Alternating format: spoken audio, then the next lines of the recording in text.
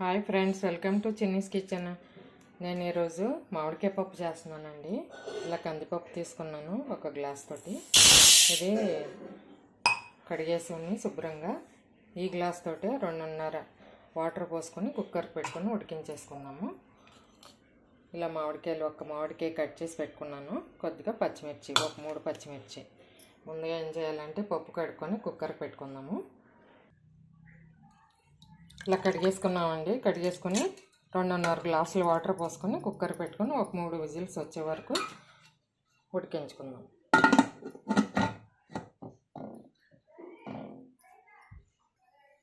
ఈ పప్పు ఇలా కుక్కర్ పెట్టుకున్నాం కదా. ఇప్పుడు ఈ స్టవ్ ఆన్ చేసుకొని మామిడికాయ కట్ చేసి పెట్టుకున్న మామిడికాయ పచ్చిమిర్చి కూడా వేసేసుకుని ఉడకబెట్టుకుందాము. ఎందుకంటే పప్పులో వేస్తే పప్పు ఉడకదండి, మామిడికాయ పులుపు కదా. ఇది సపరేట్ ఉడకబెట్టుకుంటే తొందరగా ఈజీగా అయిపోతుంది. ఇది ఉడకాలి బాగా. ఇప్పుడు మామిడికాయ ముక్కలు మెత్తగా అయిపోయినాయి కదా, పప్పు కూడా ఉడికిపోయిందండి. పప్పు దీంట్లో వేసేసుకుందాం. ఇంకా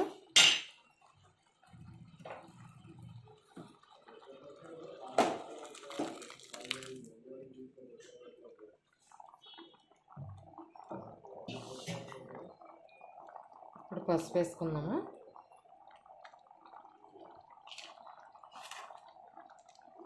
కొంచెం సాల్ట్, తగినంత సాల్ట్.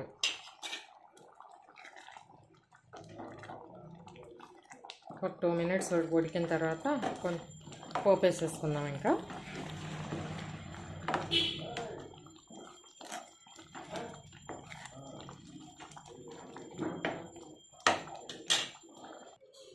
పప్పు ఉడికిపోయిందండి. ఇప్పుడు పోపు పెట్టేసుకుందాం. ఇంకా ప్యాన్ పెట్టుకుని స్టవ్ మీద నేను నెయ్యి వేసుకుంటున్నాను. పోపుకి నెయ్యి అయితే బాగుంటుంది.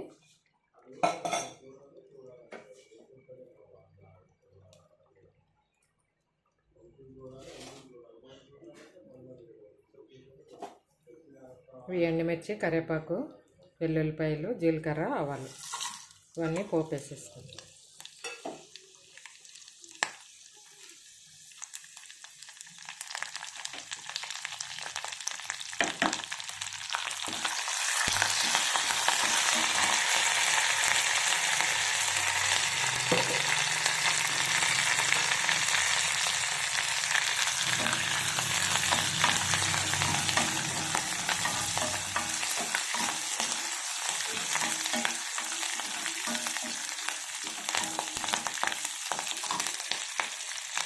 వేగేటప్పుడే కొంచెం కారం వేసుకుందాం పప్పులో.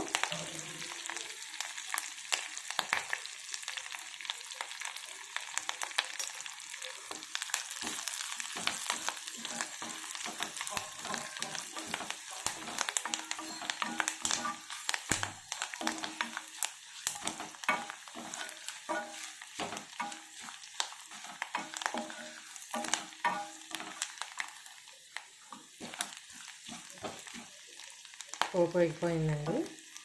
స్టవ్ ఆఫ్ చేసేసి పప్పులో వేసేసుకున్నాము.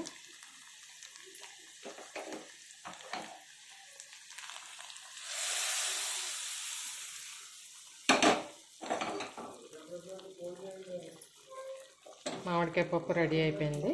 స్టవ్ ఆఫ్ చేసేసుకుందాం. ఇంకా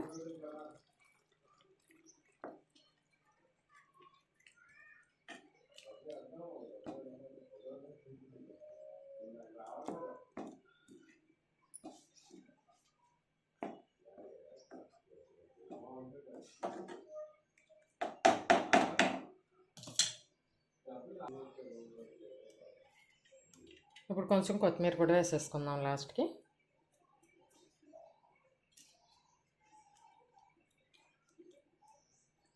పప్పు రెడీ అయిపోయిందండి, మామిడికాయ పప్పు.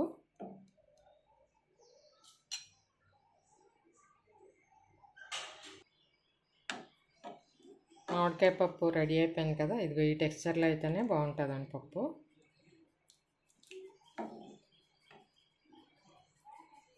వేడివేడి అన్నంలో నెయ్యి వేసి తింటే చాలా బాగుంటుంది. ఒకసారి ట్రై చేసి చూడండి ఈ మెథడ్లో.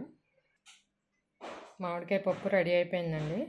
నా వంట మీకు నచ్చినట్టయితే లైక్ చేయండి, షేర్ చేయండి. మరిన్ని వీడియోల కోసం సబ్స్క్రైబ్ చేసుకోండి. Thank you for watching.